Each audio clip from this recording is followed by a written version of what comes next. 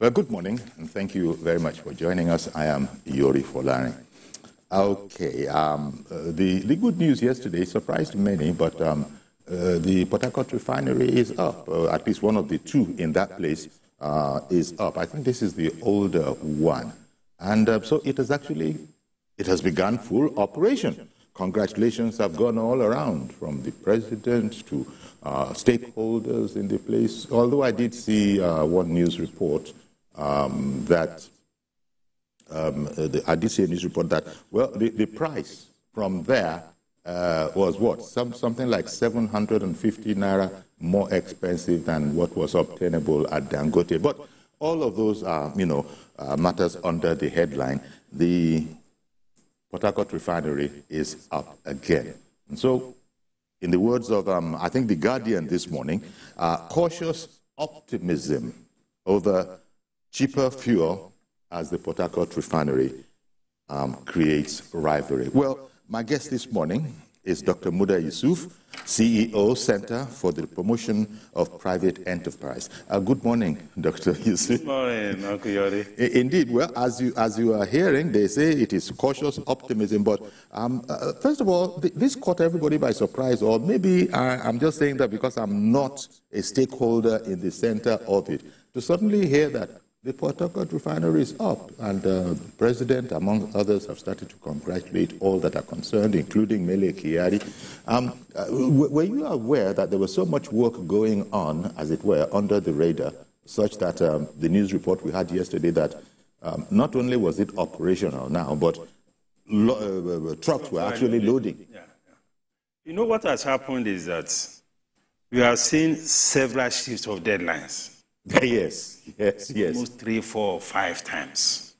So I think it was becoming embarrassing for the NNPC to begin to give deadlines which will not be met. So they wanted to be sure that this thing was actually ready. And it's better that they are even surprised us this way, rather than set a deadline. And then as we know, everybody will look towards that date. And then so this is much better. We are relating now not to promises, but to reality. Indeed. So this is a very good development, and I think we must congratulate NNPC for this. Of course, there has been a series of disappointments as to when it will take off, mechanical completion, and all sorts of things. Mm-hmm. Now we are faced with the reality that it is now operational. So I think that, for me, is good news. But I'm told, what we read about 1.4 million liters per day, of course, that is still very small compared to 1.4. Well, it's a 60,000 liter capacity. No, it's 60,000 barrels. Barrels. In terms of the liters, I think what I read was 1.4 liters per day. Okay. Which is still very small, compared to the demand, because our demand is, I think, close to 30 million liters. So still a far cry. Of course, Dangote is producing about maybe close to that, be 28 million liters per day or so. So it's a step forward. And just as they say, we must count our blessings. This is one step forward in terms of domestic production, because, the debate we have been having around the Dangote refinery is that it's going to be a monopolist, And some of us have argued that the way to introduce competition is not to go and be importing. It's to ensure that we have more local refineries. And it's a good thing that we already have 4 local refineries that are not working. Because when we are talking about competition, we will be talking about a level playing field. You cannot be talking about competition between somebody who is producing here and somebody who is producing elsewhere where the environment is much better. It will not be fair to those who are manufacturing here.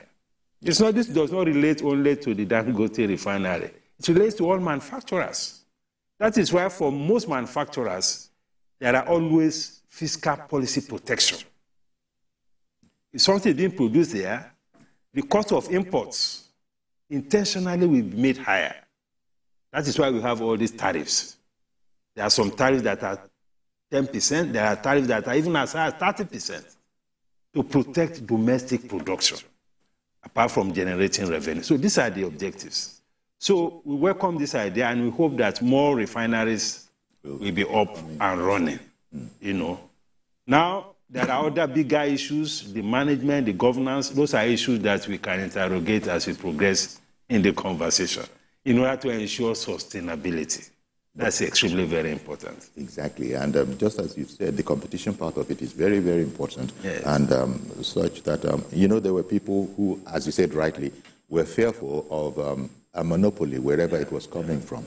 And, but if it's not going to be a monopoly, then the numbers must be such that it is not a monopoly. Yeah. You know, right now, okay, we will have two sources for now. The ideal is that there is still the worry, there's the Kaduna, there's the second Port Harcourt. Yes. All of these are to come on stream. Yeah. When all of those are up and running, I imagine then, you know, those who are saying, look, a monopoly is what we have now, they will sort of see it a bit differently. Yes. Of course, they will see it differently. And of course, that is what we desire. And by the time we have that kind of output, we should even be looking at more of exporting this product. Yes, that is the biggest problem. More of exporting, because we need foreign exchange as much as we can get. So if we can get all these other refineries to work, then we will not only surpass our domestic consumption capacity, we will have surplus to export. And that will help to strengthen our currency. Because one of the biggest problems we have now is our exchange rate. And the beauty of what is happening in the downstream now is that, first, it's going to reduce the demand for foreign exchange to import petroleum products. Because we are not talking only about PMS here. We are talking about kerosene, we are talking about HGO, we are talking about LPFO, we are talking about LPG. Indeed. So it's a whole lot of products, which currently most of these things we are importing. So it's going to impact significantly on the general macroeconomic environment because of the import substitution effect that we have. And if you're now able to meet our domestic production, it's going to also help our export earnings, which is good for our trade balance of trade, you know, all of these fundamental macroeconomic issues. Exactly. And additionally, the supply chain, I would imagine that where right now everything has to be moved by truck up and down the country, the Port Harcourt area, one could imagine, will be supplied their fuel needs from the Port Harcourt Refinery. Yes. The Eastern Plank. Yes, that plant. Yeah. So that's another benefit. It's a major benefit. The more of these refineries that have become moribund are able to be brought back on stream, I guess the better it's going to be for everybody. The better. Because as we have it now, before the advent of the resuscitation of the Port Harcourt Refinery, they had to be taken from the central pool. Yes. And this was responsible. So you might even have a situation where around the Port Harcourt axis, simply because that eastern plank, as you said, it will affect the price of fuel as well. It should affect. That's why I'm surprised about the reports I was reading, that it is 75 naira, not 750 naira, he said. Is it 75 naira difference? Yes, difference. My correction. Thank you for correction. 75 naira difference. So that is why, I mean, it's something that we have to interrogate. Why should it be more expensive? Yeah. You know? And that is why, again... Unless they're going to say that the economies of scale available to Dangote are such that they don't need that 75 naira. Hey, but you see, we have been talking about need for competition, and NNPC has also been at the forefront of that there is need for competition. And the essence of competition is to bring down prices. Exactly. So if NNPC is leading the way in terms of ensuring that there's competition now, and the price is higher, then something must be... There's something must be wrong somewhere. But we are yet to get a response, you know, on that from the NNPC. But ideally, it should not be. It should not be. Because we need to also ensure cost effectiveness in all of these things. Because typically, when you have projects with high government involvement or public sector involvement, the efficiency level and the cost effectiveness of those projects sometimes could be an issue. Okay. So we need to worry about the cost effectiveness of the production, so that it's not just producing for the sake of production. We must produce cost effectively. And going forward, we should have a governance framework that will make these refineries sustainable in terms of their production. We cannot continue the current framework of governance or management. As much as possible, we should have a management framework that will be insulated from interference, both from the political axis and from the bureaucracy. I'm talking of the public servants now. So that will require that we also change the structure of the ownership. I'm not saying we should sell outright, but we can have the kind of model we have with the NLNG. NLNG has 49% ownership by the government. It has 51% ownership by other private investors. And the private investors are those who are technically competent to manage those institutions, not just anybody. So the same thing should apply to these refineries. Now that one of them has been rehabilitated, I think the next step should be how to ensure this kind of framework so that we can have a refinery that is professionally run. Indeed. Because for as long as there is this political influence or influence from the bureaucracy on appointments, on structure, on cost, on procurement, it will affect the cost, which is part of the reason, maybe part of the reason why we are now having this complaint by some of the marketers that is more expensive.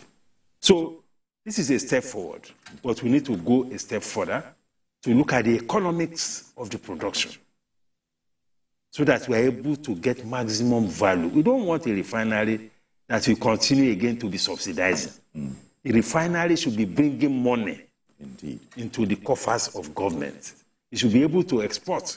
It should be able to pose a lot more competition to the likes of Dangote. That is the kind of thing that we desire. And, well, if people are going to be benchmarking against Dangote, since, the conversation suddenly introduced into the conversation at the time was the matter of quality.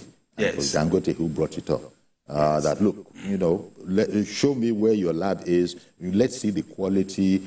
This is the best in the world. Compare it with anybody, anywhere. Until that aspect of the conversation came up. Perhaps not very many Nigerians were even looking at it from that point of view. They were assuming that, of course they would have known about quality, but that quality is also an issue, because I think the suggestion was made that if you can sell lower, maybe you're not going the whole hog in terms of the production and quality control and all of those, that kind of a thing, when he was defending his price. So that's no doubt something else that Nigerians are going to be keenly attuned to. Say, look, we're grateful. The president has said that he's excited about it, but this quality, is it the optimum quality available? The rehabilitation of the Port Harcourt refinery, does it include these testing labs and mechanisms? How does all of that work? As you said, they have started loading. All of these things can be sorted out, but surely they are important as well. They are important, and these are regulatory issues. Because, again, when we talk about competition, we need to define the parameters.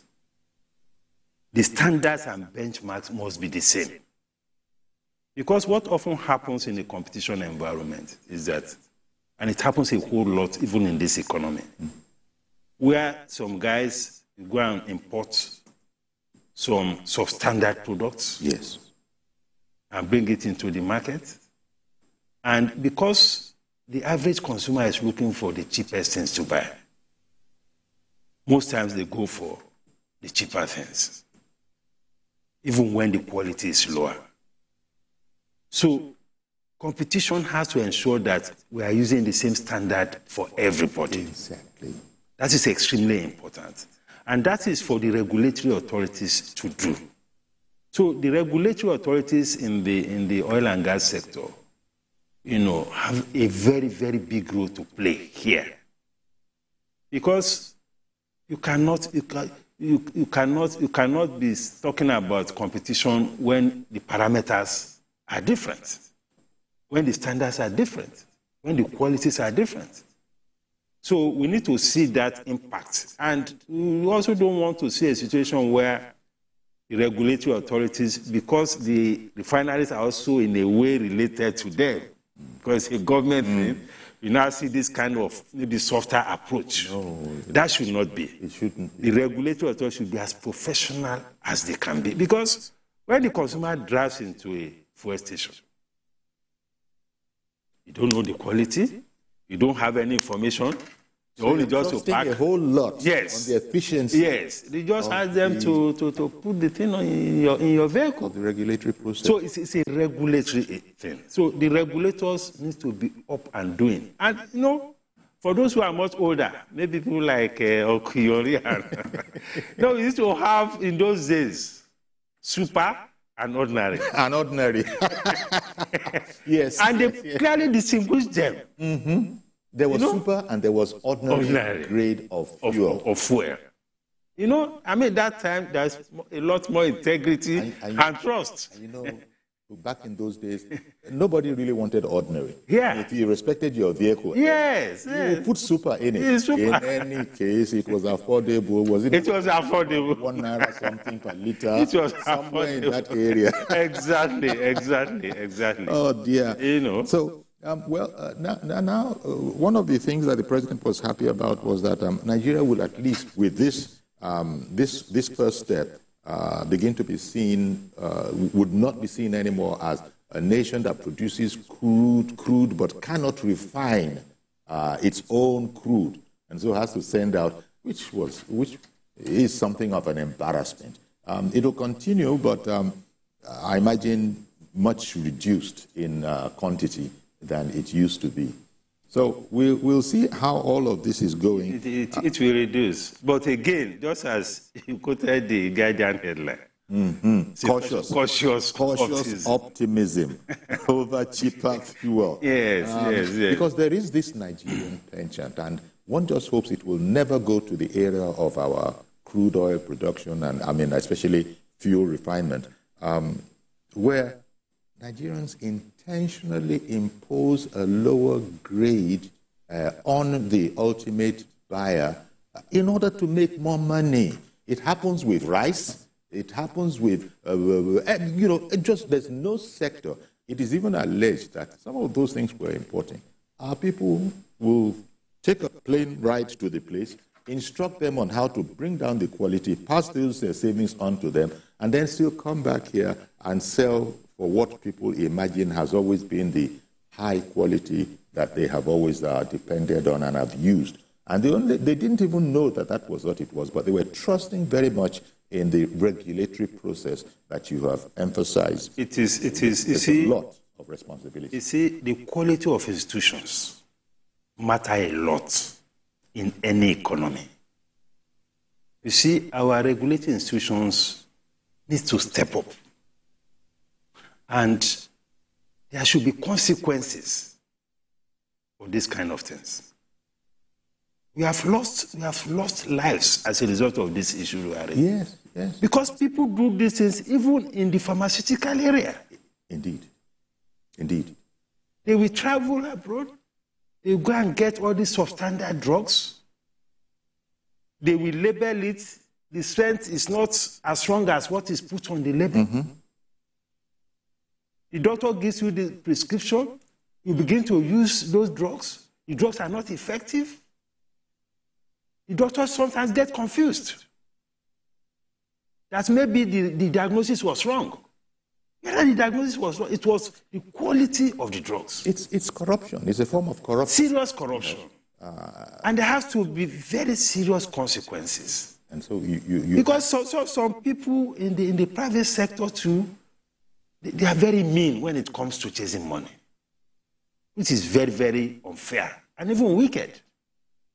Why would you go and bring substandard and label it as if and they will make it, the packaging will be so okay? There's no way you can know. And not everybody can be going to the lab to test before you use these medications.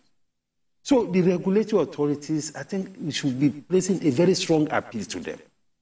And the government should also support them, because sometimes they complain about capacity. That they don't have the capacity, they don't have the personnel, they don't have the funding. So these things are and it cuts across practically all products. We have seen instances where people will take the sample of a Nigerian, particularly brands, Nigerian brands that are doing well. They will take it to some of these Asian countries, do exactly the same thing, put the name of the Nigerian company on it, and smuggle it into the country. And begin to create problems for the Nigerian companies that are producing these things.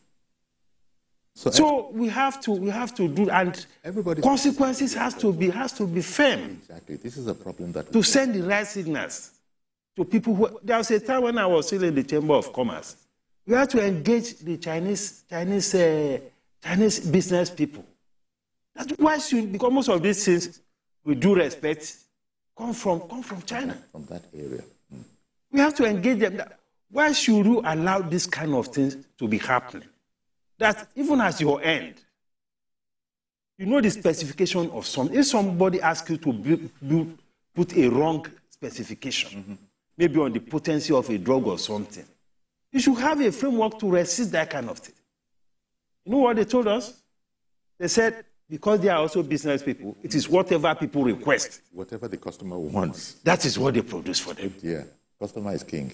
That is also not fair. It isn't. It isn't. And so both on the part of those who are sending these things and on the part of our own regulators here, we need to do a lot more.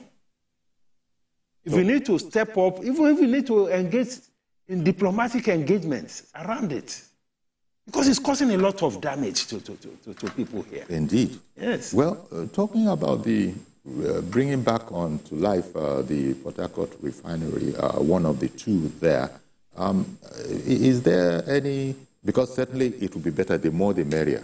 There's still Kaduna to go, there's Warri to go, and as I said, there's the second Port Harcourt. I hope those are not in the distant future, because having started off now, I imagine that congratulations all around, but efforts will not relent. Mele Kyari, the general CEO, has been commended by the president and indeed by his stakeholders that his doggedness and persistence have all resulted in this.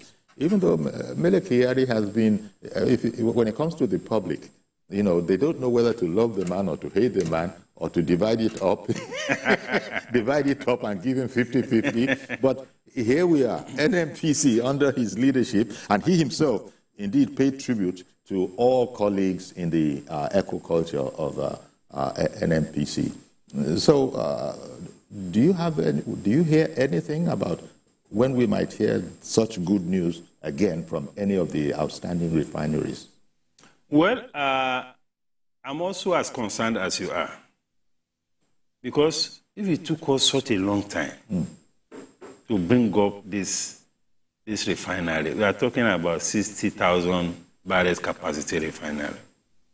And generally, actually, if you look at it vis-a-vis the total market demand, it's not so significant. No, because Dangote is producing what? Is it close to 28 barrels? No, 28 liters, 28 million liters. 28 million liters. Yes. As opposed daily. to when you convert this is 1.4 million liters. Okay. That's it. So it's still very, very small, but we must acknowledge that it's a step forward. So if it took that long to come up with this Port Harcourt, I'm concerned about how much longer it will take to do, because I imagine initially that the Port Harcourt Refinery was supposed to be the low-hanging fruit in the whole ecosystem. But we ran into all sorts of issues. But finally, we are here. So we hope that very soon, we can only hope. And from the experience of the Port Harcourt Refinery, I also imagine that even the NNPC will also be very cautious in giving deadlines that this will come up on this date and all of that, you know. Because according to them, there are all manner of unforeseen challenges that they encountered, which was why the deadlines kept shifting from day to day. But we need to commit to it. We need the political, commitment to it as well. But just as I said, we cannot be doing the same thing and expect a different result. The ownership and management structure needs to change. Okay. Let's take a break at this case, at this stage, Dr. Yusuf. We'll take a break. Do please stay with us. We'll be right back, and then we'll try and take your calls as well.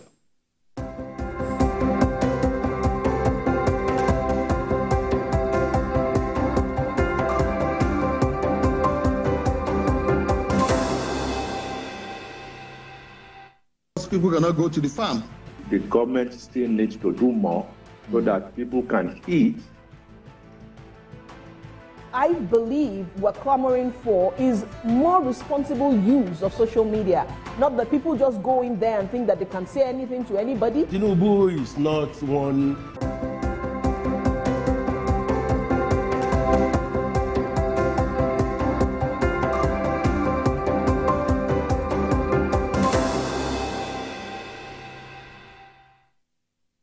Okay, welcome back. We're still with Dr. Muda Yusuf, CEO, Create Center for the Promotion of Private Enterprise. And I hear that there's a call online. Good morning. Can you hear us? Morning to you. Oh, good morning. Thank you very much. Who's on the line?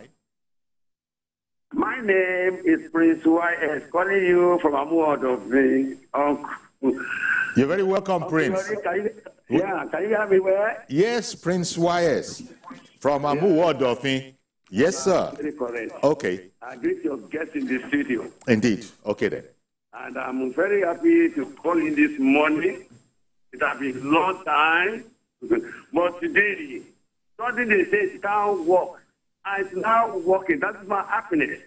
The Port Harcourt Refinery, we were told by Baba that the Iboma say it won't work. And now it's working. That is my happiness today. You see, I must say thank you to former President Muhammadu Buhari. Yeah, even President Tinubu paid tribute to him. President Tinubu for making this to come to pass. Now, the other refinery must work. It must work. Even though the NFPC Group Managing Director, we were telling him, Mr. President, take this man away, that this man, take this man to destroy something. But today, I must say thank you to him too for allowing this thing to work. So for me, it's a happy day to me.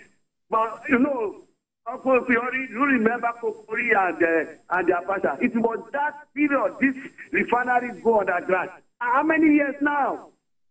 We are having a lot of governments since how many years? It's not working, but today, Port Harcourt is working. And I want all that refinery to follow suit. God bless you, Uncle Yori. Thank you, sir.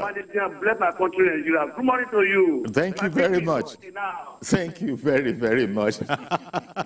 That's a happy Nigerian there. Although, we have to be grateful for every little bit that we get. Yeah. We started off by saying the Guardian headline, cautious optimism over cheaper fuel as a Port Harcourt refinery creates a rivalry.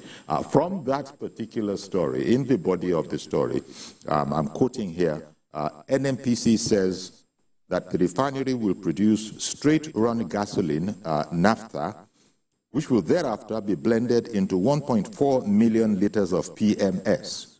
It will produce 900,000 liters of kerosene, 1.5 million liters of diesel, and 2.1 million liters of low-poor fuel, LPFO. The daily output thereafter, therefore, stands at 5.9 million liters. And by implication, the NNPC will only be meeting about 2.8% of local demands for PMS in the country. 2.8%. So this is something that Dr. Yusuf had referred to before, that, it's minuscule. It's small in relation to the total output, but it's a beginning. It is. And the idea, as Alaji Wise was saying, is that don't stop. Yeah. Shall we just move on? Even though from this analysis here, I was saying that, look, we'll be adding 2.8% of, to meeting a local demand. Yeah. We're not to sniff at it. Yes, no, certainly. Oh, okay, we have another caller, sir. Yes, good morning. Hello. Hello, good morning. Please tell us your name. My name is Ambassador Yusuf Sali Kuta. Welcome, Ambassador Yusuf. Please go ahead. Hello? Yes, Ambassador. Ambassador Yusuf. All right. Yunus Akuta. Hello. Hello. Please continue. Hello. Yes. Can you hear me? Yes, I can hear you. Please continue. Go ahead. All right. I want to talk about this refinery issue. Sure. If our refinery can work, I don't think we still have reduction in the price of our fuel. The only avenue that we can get. Hello, can you hear me? Yes, we can hear you.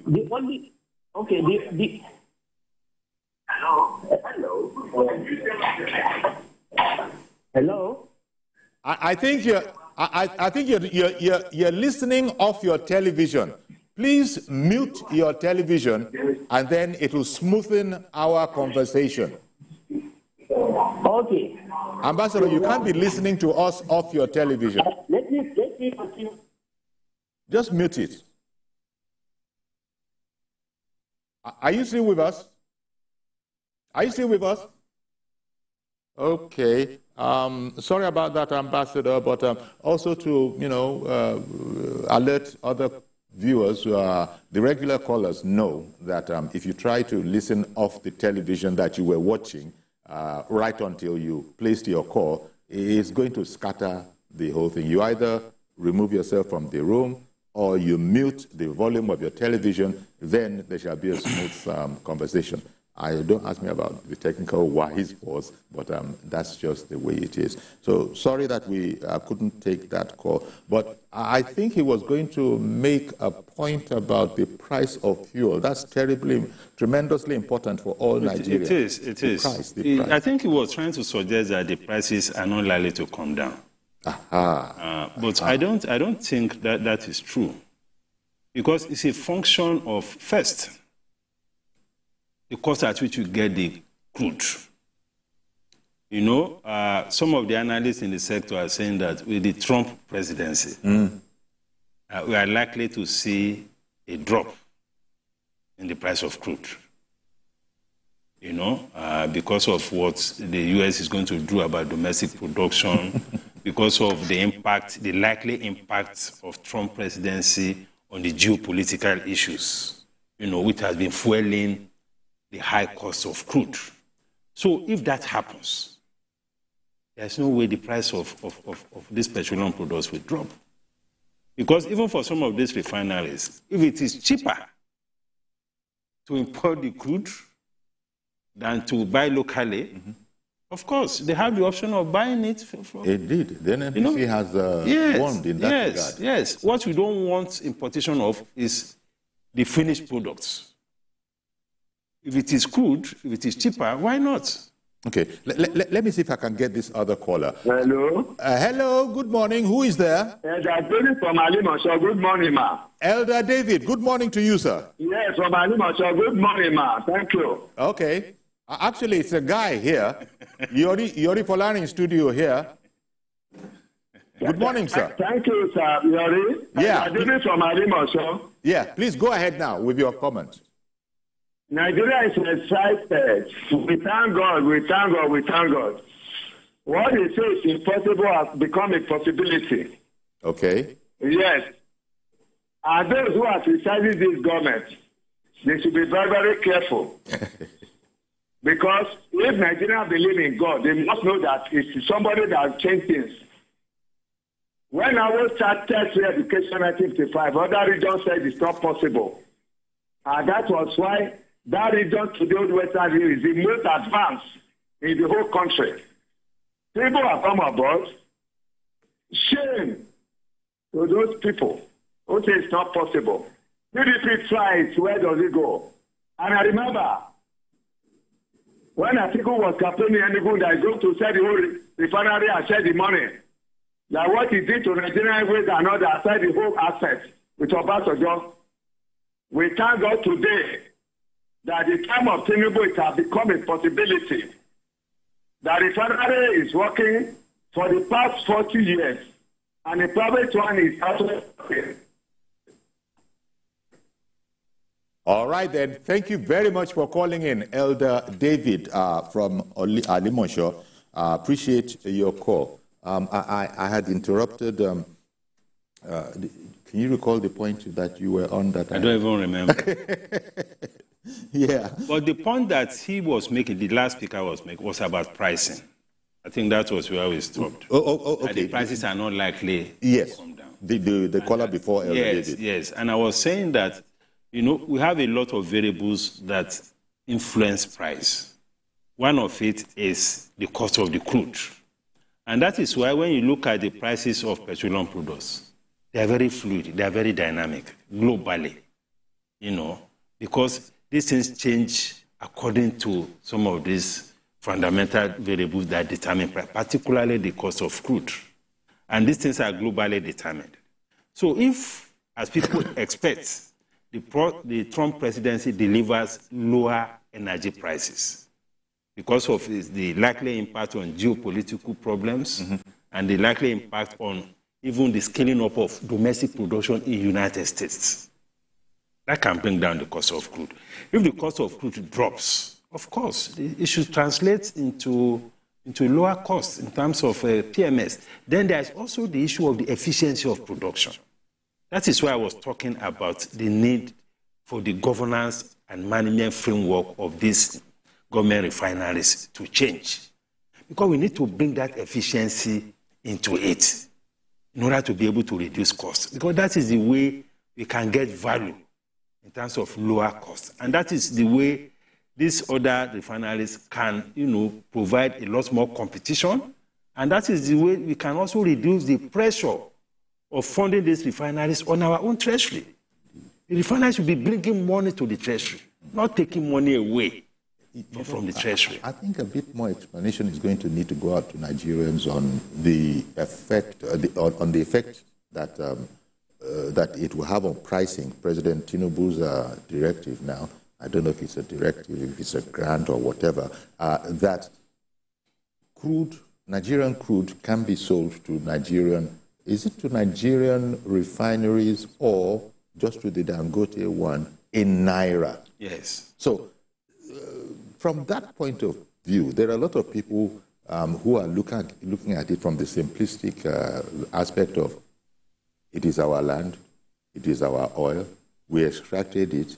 Surely, somebody whose mother has a food canteen, you can't expect the children to go there and be eating expensive food there because that expensive will be for other people. But that our mother owns this canteen. You see, that's the very simplistic way that a lot of Nigerians are seeing Tinubu's directive that sell to Dangote It's a good thing. But let me also give you this analogy. When we were growing up in the village, our grandparents had all this turkey, chicken, and everything like that.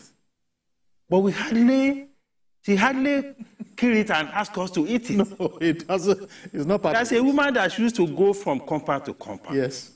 The woman was always buying up the best chicken, the best turkey. I'm talking about local turkeys now.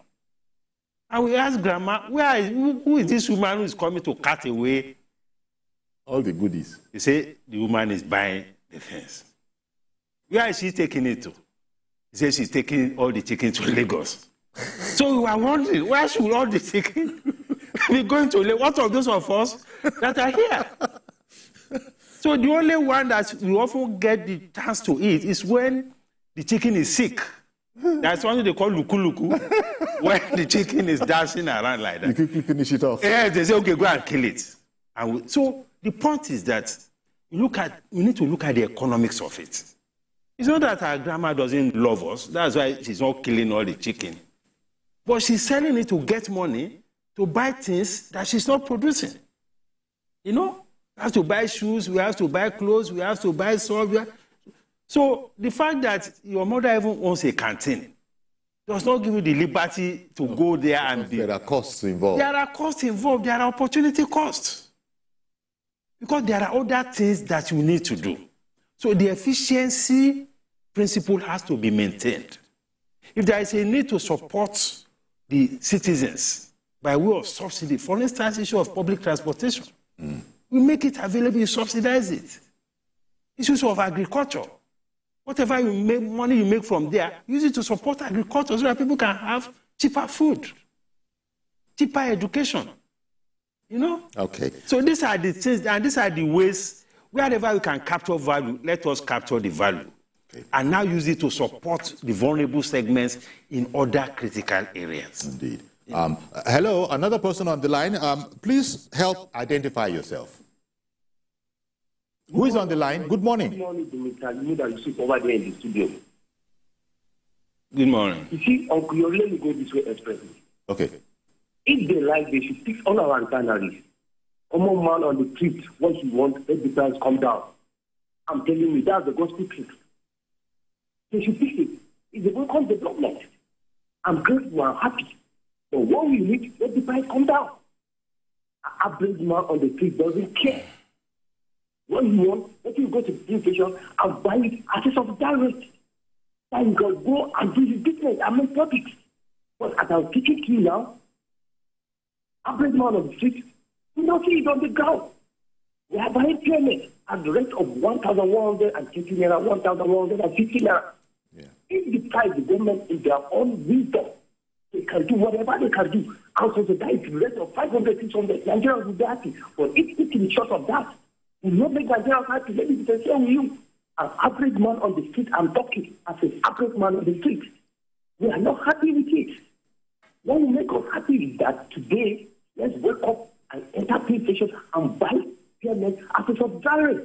So I can take my child to school, I can bring them back without stress, I can go to the market and buy a commodity at a subsidiary rate. But now that I'm speaking to you now, we are buying at the rate of 1,000 plus. And the fact is that, I'm sorry to say this is the culture of Nigeria. Whatever go up, how do you come down? That's the gospel truth. Yeah. I don't see the near picture. You buy pyramid, a liter in Nigeria at the rate of anything less than 1,000. Have a nice day over there. Thank you very much for calling in. So, Dr. Yusuf, in fact, somebody just said it into my ear now that what's the effect of the dollar on all of this? Because the dollar exchange rate vis-a-vis national currency will also affect all of this. Well, it will affect it if, for instance, we import some of the crude. You know, the crudes are sold in dollars. You know, and you are selling your product in naira. Yes. So definitely, if your cost is going up, particularly if the exchange rate is depreciating, it will affect your cost. And if your cost is going up, it will affect your price. Is it that is one, because that we take all our crude from Nigeria instead of buying? No, if you take it all from Nigeria, that will be fine. That will be fine. And there is at least an agreement as to what because again, if you are selling in naira, because the crude has an opportunity cost. Opportunity cost is that if you have sold it abroad, how much will you have got? Yes.